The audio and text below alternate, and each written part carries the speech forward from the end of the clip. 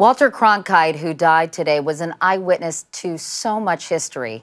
And it turns out he documented a lot of it. Historian Douglas Brinkley has been looking through Walter's papers, and we spoke with him earlier today. Doug, I understand that you are the official repository, if you will, of Mr. Cronkite's papers, and he kept a lot of things, didn't he?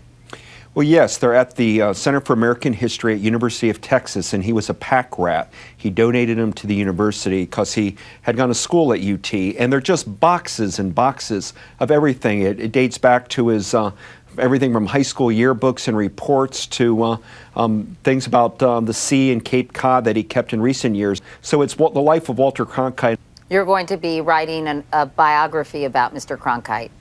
That's right. I've taken Walter Cronkite very seriously. I mean, I grew up riveted to watching his broadcast as a young kid, but really for an American historian, he was part of everything, whether he was at Normandy in World War II with the UPI, with Edward R. Murrow in the 50s, the Kennedy assassination moment, Vietnam, the counterculture unrest in the 60s. Cronkite seemed to be at the center of American life. Doug, I understand that he was opposed to the Vietnam War much earlier than many people might realize.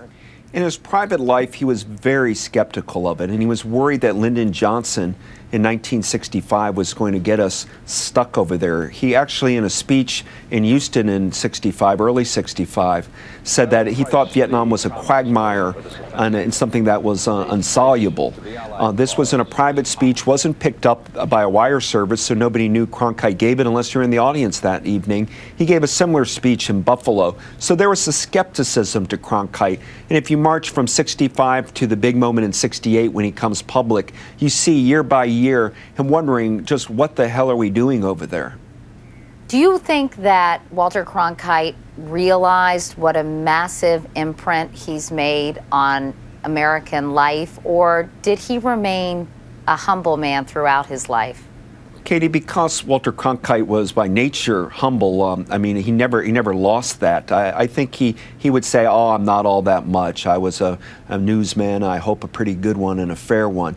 But in truth, wherever he went, people crowded around him. I love you. Thank you for everything. He was very proud that he was considered the most trusted man in America. And he liked the fact that it wasn't most trusted in an uptight way, that people felt they could call him Uncle Walt. So he knew that he had touched a nerve with the American people, and they flowered him with letters and cards. And this wasn't just while he was an anchor. All the way up in the recent years, Cronkite maintained a huge fan base in America, in the millions. He defined people's lives. People they'd come home from work and turn on Cronkite, and he knew that was a special bond to keep with the American people, and it was one that he treasured. Douglas Brinkley, Doug, thank you so much. Thanks, Katie.